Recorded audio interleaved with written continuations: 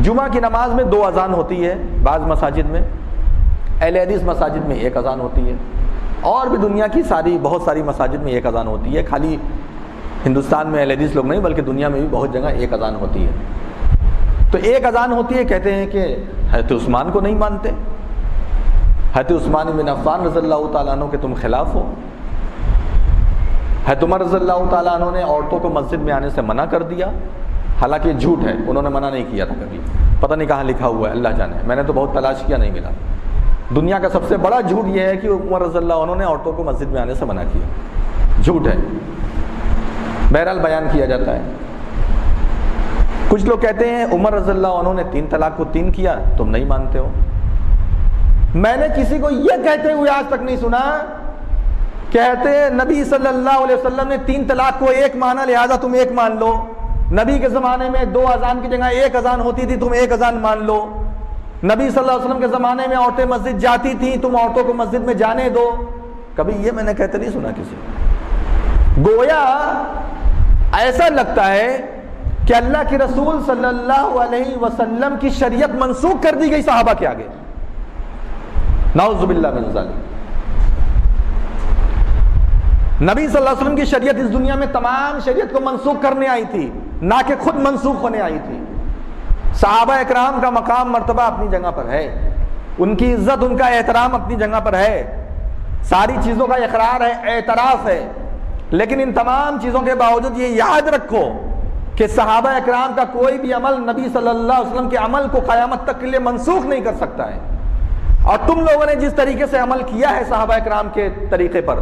وہ یہ ثابت کرتا ہے کہ تم نے نبی صلی اللہ علیہ وسلم کے عمل کو قیامت تک کے لیے منسوخ کر دیا ہے، اور کبھی بھی اسے قابل عمل نہیں سمجھتے ہو، اور کہتے ہو ہم صحابی کو مانتے ہیں، نبی کو مانتے ہیں، صحابی کو مانتے ہیں۔ یہ 1 اذان نبی صلی اللہ علیہ وسلم کی سنت ہے کہ نہیں ہے؟ جمعہ کے روز ہے کہ نہیں ہے 1 اذان سنت؟ کیا منسوخ ہو گئی ہے کیا جبریل علیہ السلام نازل ہوئے تھے کسی کے اوپر بعد میں بول کر کے گئے ہیں اب 1 اذان نہیں چلے گی دنیا میں قیامت تک؟ اگر 1 اذان دے دو مسجد کے اندر، کہتے ہیں غیر مقلد ہے، نبی کی شریعت منسوخ ہو گئی ہے۔ ہم تو 2 اذان کو غلط نہیں بولتے ہیں، ٹھیک ہے بھائی، صحابی کا عمل ہے، خلیفہ راشد کا عمل ہے، ٹھیک ہے، لیکن کتنی جرات مندی کے ساتھ اللہ کے رسول صلی اللہ علیہ وسلم کے عمل کا مذاق اڑاتے ہو، کتنی جرات مندی کے ساتھ اللہ کے رسول صلی اللہ علیہ وسلم کے عمل کو انکار کر دیتے ہو، غیر مقلد غیر مقلد غیر مقلد۔ اللہ کے رسول صلی اللہ علیہ وسلم سینے پر ہاتھ باندھتے تھے، احادیث سے ثابت ہے، کہیں نہیں لکھا ہوا ہے کہ عورت سینے پر ہاتھ باندھے، مرد ناف کے نیچے ہاتھ باندھے، اسپیشل ایسے کیٹیگری نہیں بنائی گئی ہے۔ کچھ ضعیف حدیث کی بنا پر، موضوع حدیث کی بنا پہ کچھ لوگ ناف کے نیچے ہاتھ باندھتے ہیں، میں مانتا ہوں، لیکن ایسا ڈیوائیڈ نہیں کیا گیا ہے کہ مرد ایسے کرے عورت ایسے کرے، کہیں نہیں لکھا ہوا ہے۔ یہ منطق ہے، یہ سوچ ہے کہ عورت میں زیادہ پردہ ہوتا ہے ایسے، اور مرد کے لیے پردہ نہیں ہے، اس میں یہ سوچ ہے، یہ شریعت نہیں ہے۔ آج سینے پر ہاتھ باندھنے والے بڑے بڑے عالموں کو اپنے آنکھ سے دیکھا ہے، دیکھو دیکھو دیکھو عورتوں کی طرح نماز پڑھ رہا ہے۔ کیا نبی صلی اللہ علیہ وسلم عورتوں کی طرح نماز پڑھتے تھے؟ کیا اللہ کے رسول صلی اللہ علیہ وسلم کے صحابہ کرام عورتوں کی طرح نماز پڑھتے تھے؟ امام مالک رحمۃ اللہ علیہ سے 13 رکعت تراویح ثابت ہے، 11 رکعت تراویح ثابت ہے، 13 رکعت تراویح ثابت ہے، 3 امام سے 20 رکعت تراویح ثابت ہے، بے شمار امام سے 8 رکعت ثابت ہے، آپ صلی اللہ علیہ وسلم سے 8 رکعت تراویح، 3 رکعت وتر ثابت ہے، بالکل واضح طور پر ثابت ہے۔ بڑے بڑے ائمہ نے، حتیٰ کہ حنفی علماء کرام ہو، چاہے اہل حدیث علماء کرام ہو، عرب کے علماء کرام ہو، عجم کے علماء کرام ہو، بڑے بڑے علماء کرام نے عائشہ رضی اللہ تعالیٰ عنہا کی حدیث کو دلیل بنا کر کے کہا ہے کہ 11 رکعت تراویح ہے، لیکن آج 11 رکعت اگر تراویح پڑھ لے گویا لگتا ہے کہ وہ ہندو ہو گیا ہے، وہ عیسائی ہو گیا، اسلامی چھوڑ دیا، ایسا اس کا مذاق اڑاتے ہیں، ایسا اس کے پیچھے پڑ جاتے ہیں، جیسے لگتا ہے کہ اس نے اسلام کا کام ہی نہیں کیا، مسلمان کا کام ہی نہیں کیا۔ کیسا رسول کے ساتھ خیر خواہی ہے؟ اللہ کے رسول صلی اللہ علیہ وسلم کی حدیث بیان کی جاتی ہے،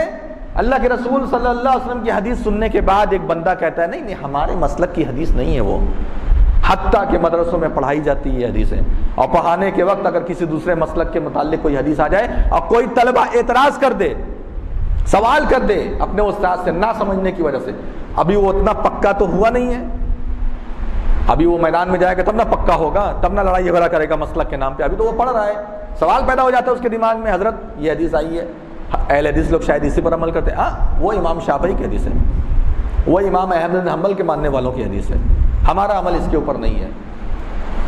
اللہ کے رسول صلی اللہ علیہ وسلم کی خیر خواہی کا کیا جذبہ ہے، نبی صلی اللہ علیہ وسلم کی احادیث پیش کی جاتی ہے، اس کا انکار کھلے عام کیا جاتا ہے۔ آج نبی صلی اللہ علیہ وسلم کی خیر خواہی سے منہ موڑنے کا، الگ ہونے کا یہ عالم ہو گیا ہے کہ آج مسلمانوں کو یہ ثابت کرنا پڑتا ہے کہ اے مسلمانوں، اللہ کے رسول صلی اللہ علیہ وسلم کے آگے کسی کی بات نہیں مانی جائے گی۔ یہ جملہ ثابت کرنا پڑتا ہے، کسے؟ رمیش، سریش، چوہان کو نہیں، عبداللہ عبد الرحمن کو۔ یہ عبداللہ عبد الرحمن کو ثابت کرنا پڑتا ہے کہ اللہ کے رسول صلی اللہ علیہ وسلم کے آگے کسی کی بات نہیں مانی جائے گی۔ ہے جذبہ دکھاؤ، کوئی ہے اہل حدیث کے علاوہ اس دنیا میں مسلک تو دکھا دے، ثابت کر کے دکھا دے، عمل کر کے دکھا دے کہ ہاں تمہارے نزدیک نبی صلی اللہ علیہ وسلم کی ویلیو نمبر 1 ہے۔ بہت سارے مسئلے میں پیش کر سکتا ہوں، ایک دو نہیں، یہاں پر بہت سارے مسئلے میں پیش کر سکتا ہوں جس میں واضح طور پر میں یہ ثابت کر سکتا ہوں کہ اللہ کے رسول صلی اللہ علیہ وسلم کی احادیث کو صراحتاً ٹھکرایا گیا ہے، اللہ کے رسول صلی اللہ علیہ وسلم کی احادیث کو صراحتاً ہٹایا گیا ہے، ختم کیا گیا ہے، صرف یہ کہہ کر کے ہمارے مسلک میں یہ ہے، ہمارے مسلک میں، ہمارے مسلک میں یہ ہے۔